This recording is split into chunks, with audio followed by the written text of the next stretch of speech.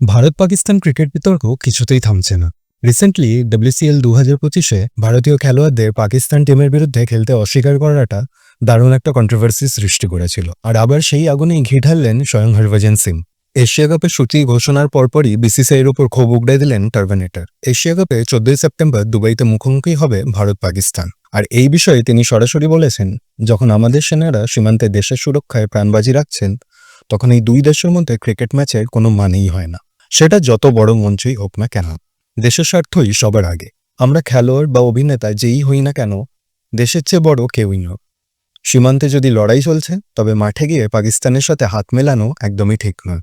হরভজনের এই বক্তব্যের সাথে অনেকে হয়তো সহমত হবেন না। তাদের কাউন্টার হতে পারে, খেলার পলিটিক্স কখনো এক করতে নেই। অবভিয়াসলি এখানে বিসিসিআইয়েরও স্বার্থ আছে। এরকম বড় মাপের টুর্নামেন্টে না পার্টিসিপেট করলে আর্থিক ক্ষতি প্লাস অনেক জবাবদিহির মুখেও করতে হতো বিসিসিআইকে। কিন্তু কখনো কখনো না, মাথা দিয়ে নয়, মন দিয়ে ভাবতে হয়। কয়েক মাস আগে যেগুলো ঘটেছিল সেগুলি তো ভুলে যাওয়ার কথা নয়। আমাদের লেজেন্ড টিম যেটা করে দেখিয়েছে সেটা কারেন্ট ইন্ডিয়ান টিমও করতে পারতো। হ্যাঁ, ওতে হয়তো টুর্নামেন্ট জেতা হতো না, বাট অনেক সম্মান হয়তো পেতাম। আপনাদের কি মনে হয় এই ব্যাপারে কমেন্টে জানাতে ভুলবেন না।